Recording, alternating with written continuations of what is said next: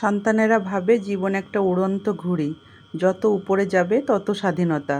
তারা বোঝে না সেই ঘুড়ির সুতোটাকেও হাতে ধরে বসে থাকে। কেউ নিজের বুক পুড়িয়ে হাত কেটে সেই সুতো টেনে ধরে রাখে। সেই মানুষটা হলো মা।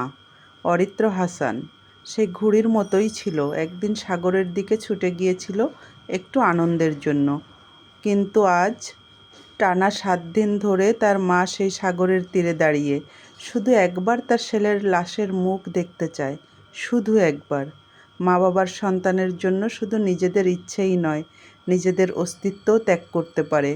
নিজের পুরনো জুতা আরেকবার সেলাই করিয়ে পরে, কিন্তু সন্তানের পা যেন নতুন জুতোর ভিতর স্বপ্নের মতো আরাম পায়, সেটা দেখে শান্তি পায়।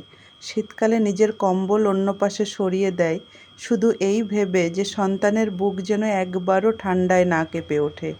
নিজের চোখে জল জমলেও সন্তানের সামনে দাঁড়িয়ে বলে, সব ঠিক আছে মা, তো সব সামলে নেব। নিজে তখন দেয়ালে তাকিয়ে ভাবতে থাকে, এই পৃথিবীটা ওর জন্য ঠিকঠাক আছে তো। নিজের ব্যথাগুলো একটা মেঘের নিচে রেখে আসে, যাতে সন্তানের আকাশটা রোদেলা থাকে।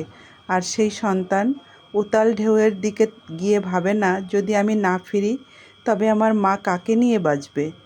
যদি আমি চোখ বন্ধ করি তবে আমার বাবার ঘাম ঝরানো স্বপ্নগুলো কে গুছাবে? সন্তানরা ভাবে পৃথিবীটা একটা রঙিন খেলার মাঠ, যেখানে দৌড়াতে হয়, উড়তে হয়, একটু পড়ে গেলে আবার উঠে দাঁড়াতে হয়। কিন্তু তারা জানে না, এই খেলার মাঠের নিচে যে জমিনটা শক্ত, তা আসলে তাদের বাবা মায়ের ভাঙাচোরা হাড় আর পরিশ্রান্ত কাঁধ। তারা ভাবে একটু রিস্ক নিলে কী এমন হয়, একটু অ্যাডভেঞ্চার, একটু বেপরোয়া উড়ান, যেন জীবনের নামে ছুটে চলা ঘুড়ির নাটাই তাদের হাতের সামনেই থাকবে সব সময়।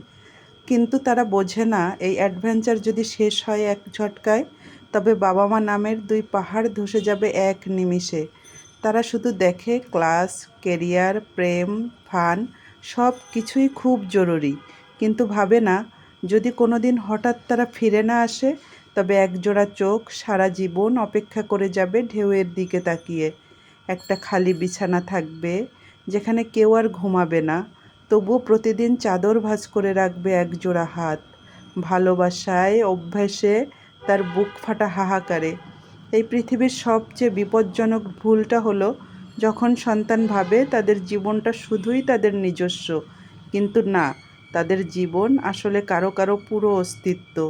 প্রিয় সন্তানদের কাছে একটাই অনুরোধ, তোমরা পৃথিবীর পথে হাঁটো, তোমরা স্বপ্ন দেখো, তোমরা হাসো, কিন্তু হারিয়ে যেও না।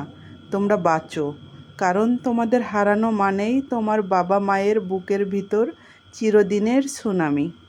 এই লেখাটা আসলে অরিত্র হাসানকে নিয়ে কেউ একজন লিখেছে ফেসবুকে। আমার দেখে এতই ভালো লাগলো, মনে হলো এটা আমি একটু পড়তে পারি। আসলে এটা আমাদের সবার সন্তানদের জন্যই সত্য।